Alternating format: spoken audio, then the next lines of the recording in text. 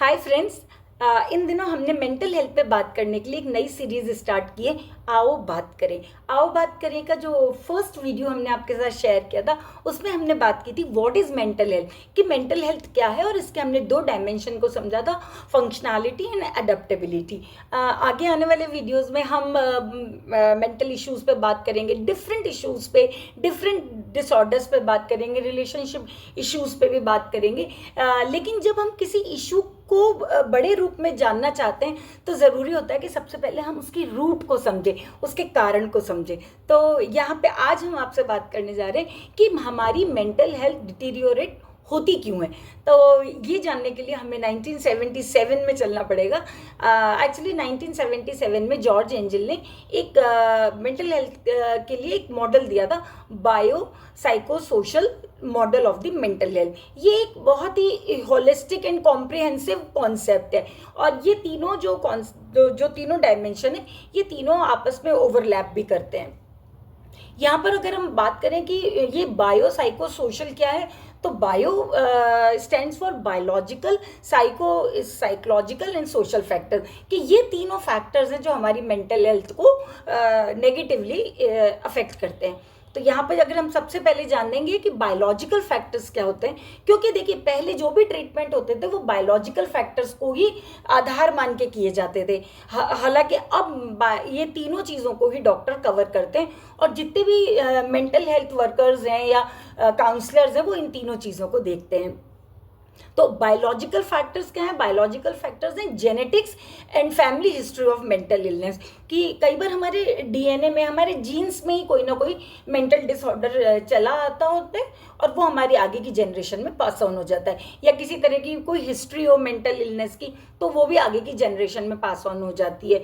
इसके अलावा है कि कोई ना कोई जो न्यूरो जो हमारे ब्रेन में जो न्यूरो होते हैं उनमें इम्बैलेंस होना, जैसे कि आप लोग ने इन दिनों बहुत नाम सुना होगा, लोग बहुत बात करते हैं कि डोपामिन, ऑक्सीटोसिन, सेरोटोनिन, इन सब में कोई इम्बैलेंस हो जाए, या इनकी एक्टिविटी बढ़ जाए या लो एक्टिविटी हो जाए, या कोई ना कोई इनमें डिसफंक्शन हो जाए, तो भी हमारा जो मेंटल हेल्थ प्रभावित हो जाती है। आप लोग को मालूम ही होगा कि डोपामाइन अगर कम निकलने लग जाता है तो व्यक्ति बहुत ज़्यादा डिप्रेशन में रहने लग जाता है, लो फील करता है, उदास फील करता है। तो कभी कभी क्या होता है, ये जो फिजियोलॉजिकल कहें या बायोलॉजिकल फैक्टर होते हैं जो हमारी मेंटल हेल्थ को नेगेटिवली अफेक्ट करते हैं। फिर इसके अलावा होता है कोई ना कोई स्ट्रक्चरल या फंक्शनल जो एबनॉर्मेलिटी इन द ब्रेन हो जाए, कि ब्रेन की कोई इंजरी हो जाए, किस तरह की कोई सर्जरी हो जाए, या कोई भी तरह की डिसफंक्शन हो जाए ब्रेन के अंदर,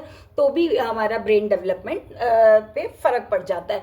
फिर इसके अलावा prenatal exposure to toxins. तो prenatal exposure to toxin से यहाँ मतलब है कि एक तो देखिए एनवायरनमेंट में इतने ज़्यादा पॉल्यूटेंट्स हैं जो कि हमारी बॉडी को, हमारे मतलब ब्लड में वो जाते हैं और नेगेटिवली हमारे को प्रभावित करते हैं। इसके अलावा आजकल आपने देखा होगा कि बहुत ज़्यादा ये एडिक्शन की तरफ है, लोग बहुत ज़्यादा ड्रिंक करते हैं, ड्रग्स लेते हैं। तो अगर कोई प्रेग्नेंट लेडी प्रेगनेंसी के दौरान ड्रग्स लेती है या बहुत ज़्यादा ड्रिंक करती है, मतलब एल्कोहल कंजम्पशन एंड ड्रग्स का जो कंजम्पशन है वो बहुत ज़्यादा होता है, तो भी जो वुम में आपके जो एक बेबी है उसका ब्रेन डेवलपमेंट नेगेटिवली इम्पेक्ट हो जाता है, या हम कह सकते हैं वो रुक जाता है। तो ये, और वैसे भी आप सोचिए जो जो इतना ज़्यादा ड्रग्स ले रहे हैं या एडिक्शन की तरफ हैं, तो उनको खुद कोई ना कोई अंदर ही अंदर कोई ना कोई ट्रॉमा तो है जो कि बच्चे की मेंटल हेल्थ को वैसे भी प्रभावित करेगा, और ले दे के अगर आपने प्रेगनेंसी के टाइम ले रहे हो तो बच्चे के ब्रेन डेवलपमेंट को भी वो नेगेटिवली इम्पेक्ट करेगा। फिर उसके बाद आता है कि कोई ना कोई क्रॉनिक मेडिकल कंडीशन हो, जैसे कि कोई ऑटो इम्यून डिजीज़ हो, जैसे या तो मदर को कोई ऑटो इम्यून डिजीज़ हो या बच्चे को हो, तो भी हमारा मेंटल हेल्थ हमारी इम्पेक्ट हो जाती है। और इसके अलावा कोई ना और भी बहुत सारे कारण होते हैं। फिर हम बात करते हैं साइकोलॉजिकल फैक्टर। अगर हम साइकोलॉजिकल फैक्टर देखें तो आप सबसे पहले याद रखिए कि जो चाइल्डहुड ट्रॉमा है ना, ये हमारी पूरी पर्सनालिटी को ही प्रभावित कर देता है। तो चाइल्डहुड ट्रॉमा हो या किसी भी तरह का ट्रॉमा हो, कोई अब्यूज़ हिस्ट्री हो, चाहे वो सेक्सुअल अब्यूज़ हो, फिजिकल अब्यूज़ हो, किसी भी तरह का जो अब्यूज़ हिस्ट्री होती है, वो भी हमारी पूरी पर्सनालिटी को, हमारी जो सोचने समझने की जो तरीका है उसको भी बदल देती है। इसके अलावा अगर हम देखें तो कुछ लोगों में लो सेल्फ एस्टीम होती है, लो सेल्फ वर्थ होती है। अब ऐसे लोगों की क्या होता है कि देखिए, जिनकी लो सेल्फ एस्टीम है, लो सेल्फ वर्थ है, तो वैसे भी उनके रिलेशनशिप इश्यूज हो जाते हैं। क्योंकि मैंने अपने कई पेरेंटिंग वीडियोस में भी कहा है कि जो ये दो पार्टनर्स जब मैरिज होती है या किसी भी उसमें देखें, तो वो लोग जनरली टू बैगर सिंड्रोम में अटक जाते हैं। वो लोग उनके अपने अंदर के जो वॉइड को या अंदर की जो एम्प्टीनेस है वो दूसरे से भरना चाहते हैं, और वो प्रॉब्लम खुद के अंदर होती है, लेकिन वो चाहते हैं, वो उनको लगता है दूसरे में प्रॉब्लम है। तो ये ज़्यादातर लो सेल्फ एस्टीम या लो सेल्फ वर्थ के कारण, कि अपने आप को नॉट गुड इनफ समझना, इन सब के कारणों से भी ये सब हमारी में मेंटल हेल्थ इश्यूज खड़े हो जाते हैं। इसके अलावा कुछ लोगों में नेगेटिव थिंकिंग पैटर्न्स भी बन जाते हैं। और सब्सटेंस अब्यूज़, मैंने जो कहा आपसे कि अगर मदर ये ड्रग्स का और अल्कोहल कंजम्पशन करती है तो हो गई, बच्चे का ब्रेन डेवलपमेंट खराब हो जाएगा। लेकिन अगर जो लोगों में एडिक्शन की आदत होती है, उनके भी मेंटल हेल्थ उनमें इश्यूज पक्का खड़े हो जाते हैं। इसके अलावा कुछ पर्सनैलिटी ट्रेट्स है, जैसे ओसीडी है, बॉर्डर लाइन पर्सनैलिटी डिसऑर्डर है। देखिए, आप हमारे यहाँ पे क्या होता है, चीज़ों को बहुत अच्छा रखना, बहुत ज़्यादा साफ सफाई से रहना, कभी तो बहुत ज़्यादा एडमायर और अप्रिशिएट किया जाता है। लेकिन कभी कभी ऐसा होता है कि उन एडमायरेशन और अप्रिसिएशन की इतनी आदत हो जाती है कि वो हमसे वो एडमायरेशन अप्रिसिएशन कम ना हो जाए, तो वो कभी कभी हमारे में कंपल्शन की तरफ हमको ले जाता है। वो ऑब्सेशंस कंपल्शन में बदल जाते हैं और हमारे में ओसीडी जैसा एक मेंटल हेल्थ इशू खड़ा हो जाता है। खैर, हम ओसीडी इन सब के बारे में भी हम आगे आपसे बात करेंगे। अब बात आती है सोशल फैक्टर्स। सोशल फैक्टर्स में सबसे पहली बात आती है कि lack of social support, social isolation, कि कभी कभी कुछ ऐसे कारण हो जाते हैं कि कुछ लोगों को सोशल सपोर्ट नहीं मिलता, बहुत अकेले से हो जाते हैं। कभी कभी ऐसा होता है कि क्योंकि देखिए, आज का ज़माना ही ऐसा है कि अगर आपके पास, जैसे कुछ लोगों के यहाँ पे फाइनेंशियल डिफिकल्टीज आ जाती हैं, तो कभी कभी होता है पूरी फैमिली आप लोगों से अलग हो जाती है।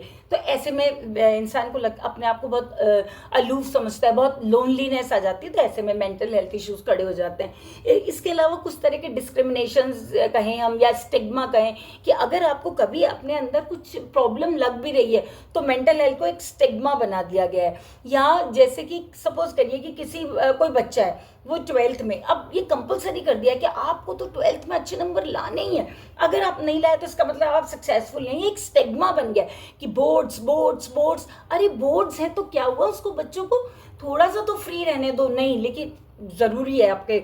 अब ये एक स्टिग्मा है, एक अजीब सा टैबू बन गया, तो बच्चे स्ट्रेस में रहते हैं, और उस टाइम उनके मार्क्स नहीं आए तो मतलब अप टू योर एक्सपेक्टेशन नहीं आए, तो बस अब बच्चा क्या होगा, अपने आप को पेरेंट्स से बड़ा फील करेगा कि भाई मैंने शायद मेरे पेरेंट्स की इच्छा पूरी नहीं की। तो कई बार बच्चों में mental health issue, depression, anxiety, panic attacks आने लग जाते हैं। या और भी तरह के स्टिग्मा होते हैं कि लाइक कि किसी की जॉब टाइम पे नहीं लगी, या किसी कारण से उसने जॉब छोड़ दी और उसके बाद में वो कुछ साल तक सक्सेसफुल नहीं हो पाया, तो पूरी सोसाइटी कहेगी ओ इतनी पढ़ाई करने का क्या फ़ायदा हुआ, या अरे जॉब नहीं है तो फिर तो तुम्हारी लाइफ ही बेकार है।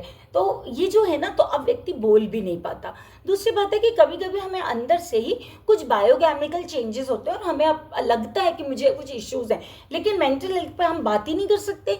चाहे कितने भी वीडियोस बन जाए, कितनी भी सेलिब्रिटीज सामने आ रहे हैं मेंटल हेल्थ पे बात करने के लिए, लेकिन आज भी लोग बाग मेंटल हेल्थ पे, अपनी फैमिली में किसी के मेंटल हेल्थ इशू है तो वो बात नहीं करना चाहते, क्योंकि उन्हें लगता है कि नई सोसाइटी में सब क्या कहेंगे, हमारी फैमिली बदनाम हो जाएगी। आज भी है ये चीज़ें। काउंसलर्स के पास लोग आना ही नहीं चाहते, क्योंकि उन्हें लगता है कि नहीं, हमारे लिए लोग क्या सोचेंगे। वो कहा गया है ना कि सबसे बड़ा रोग क्या कहेंगे लोग। ठीक है, फाइनेंशियल डिफिकल्टीज मैंने बताई दी। अब जैसे किसी को एक साइकोलॉजिकल फैक्टर है कि low self esteem, low self worth, अब ऐसे में फाइनेंशियल डिफिकल्टी आ गई फैमिली में, तो ऐसे इंसान को मेंटल हेल्थ इश्यू होने का बहुत जल्दी से वो उसका कोई ना कोई डिप्रेशन, एंग्जाइटी, इस तरह के इश्यूज खड़े हो सकते हैं। तो मैंने कहा था आपसे कि ये सारी चीज़ें ना आपस में एक दूसरे को ओवरलैप करती हैं, कि जैसे हमारे जेनेटिक्स में अगर हमारे डीएनए में है कोई मेंटल हेल्थ का कोई जीन्स है और साथ में एनवायरनमेंट भी उसके सपोर्ट में मिल जाए तो बहुत जल्दी वो बीमारी सामने मैनिफेस्ट हो जाती है। ठीक है। इसके अलावा है कि रिलेशनशिप प्रॉब्लम्स होती हैं, कॉन्फ्लिक्ट्स होता है। कई बार क्या होता है, दो लोगों की रिलेशनशिप इशू है तो भी उनको वो बहुत जल्दी डिप्रेशन में चल जाते हैं। उनको लगता है ये क्या, अब तो मेरी लाइफ ही ख़राब है, अब तो मैं अकेला रह गया हूँ, ये टाइप से।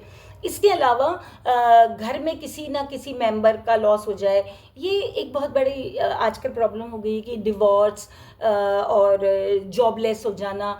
अब ये जो डिवोर्स या किसी एक पेरेंट की डेथ हो जाना, ये भी बच्चे को बहुत अंदर से हिला देता है। इसके अलावा है कि सब्सटेंस अब्यूज़, वो हमने पहले ही बात कर ली। एडिक्शन हमने पहले बात करी है कि एडिक्शन और सब्सटेंस अब्यूज़ ये भी हमारी मेंटल हेल्थ को नेगेटिवली इम्पेक्ट करते हैं। तो ऐसे बहुत सारे कारण हैं जो कि मिलकर हमारी मेंटल हेल्थ को नेगेटिवली इम्पैक्ट करते हैं, तो आपको नेगेटिवली अफेक्ट कर देते हैं। तो हमें इन चीज़ों को ध्यान रखना पड़ेगा। तो फ्रेंड्स, हम नेक्स्ट वीडियो में किसी न किसी इशू में, सोचती हूँ आप लोगों से पूछूं, लेकिन मेरे मन में है कि हम नेक्स्ट वीडियो में हम पोस्टपार्टम डिप्रेशन के बारे में बात करेंगे।